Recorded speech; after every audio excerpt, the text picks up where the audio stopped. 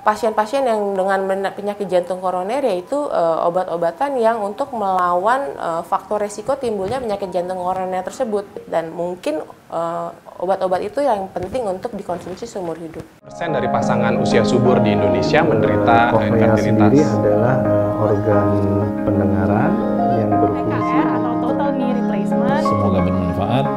Salam sehat.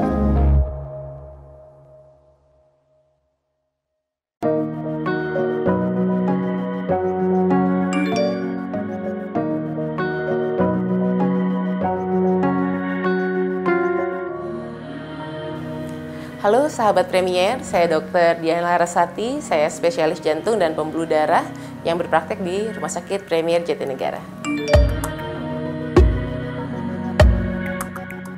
So, tanda-tanda penyakit jantung koroner yang paling khas adalah pasien mengalami nyeri dada yang bisa menjalar sampai ke punggung, ke rahang, ke lengan, dan kadang-kadang yang dirasakan adalah nyeri seperti mah ya, di ulu hati. Gejala-gejala itu timbul saat aktivitas dan reda saat istirahat. Dan ketika dia melakukan aktivitas muncul lagi, dia istirahat, hilang lagi. Nah, itu sebenarnya adalah tanda yang paling khas dari penyakit jantung koroner.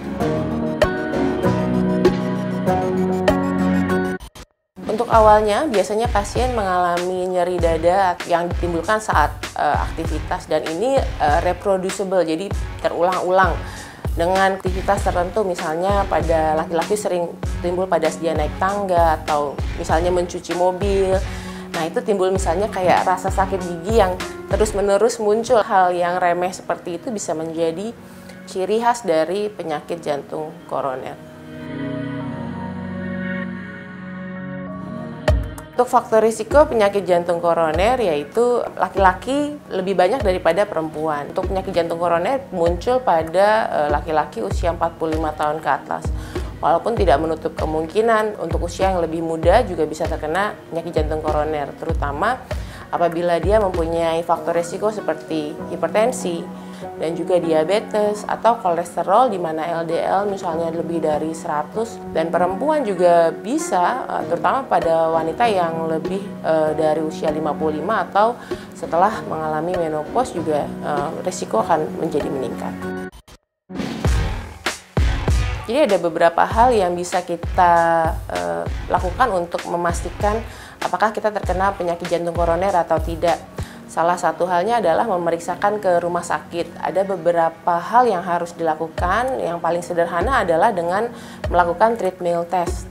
Apabila masih bisa beraktivitas, masih bisa lari atau jalan cepat, dengan lakukan treadmill test, kita bisa menyingkirkan kemungkinan penyakit jantung koroner secara sederhana. Pasien akan diminta untuk jalan di atas treadmill, evaluasi mengenai EKG, tekanan darah, dan juga keluhannya. Apabila dia saat treadmill mengalami keluhan, tekanan darah juga meningkat dengan cepat, dan juga yang paling khas adalah ada perubahan EKG saat sebelum aktivitas dan aktivitas maksimal. Secara tidak langsung kita bisa menilai adanya kekurangan oksigen pada pasien tersebut. Selain itu juga kita bisa melakukan tindakan yang lebih detail lagi, yaitu dengan cara CT scan. Dengan CT scan kita bisa melihat adanya kelainan dalam pembuluh darah secara gambar. Dan dari situ juga kita bisa menilai lokasi di mana terjadinya sumbatan juga bisa diketahui dengan pasti. Pasien-pasien yang dengan penyakit jantung koroner yaitu obat-obatan yang untuk melawan faktor resiko timbulnya penyakit jantung koroner tersebut. Contohnya pasien itu memiliki hipertensi, ya otomatis hipertensinya harus dikontrol supaya potensi untuk timbulnya plak dalam pembuluh darah bisa berkurang. Dan juga faktor-faktor risiko lain seperti LDL kolesterol, HbA1c misalnya pasiennya diabetes juga harus dikontrol untuk memerangi penyakit jantung koroner. Dan sayangnya obat-obat tersebut tidak menghilangkan penyebab penyakit dari pasien tersebut, melainkan hanya mengontrol. Dan mungkin obat-obat itu yang penting untuk dikonsumsi seumur hidup. Yang bisa kita lakukan adalah menilai apakah plak tersebut mengganggu aliran darah atau tidak.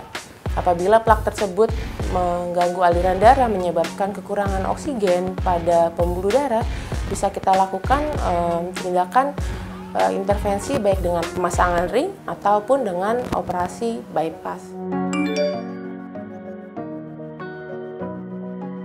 Sekian informasi yang bisa saya sampaikan, semoga bermanfaat, salam sehat.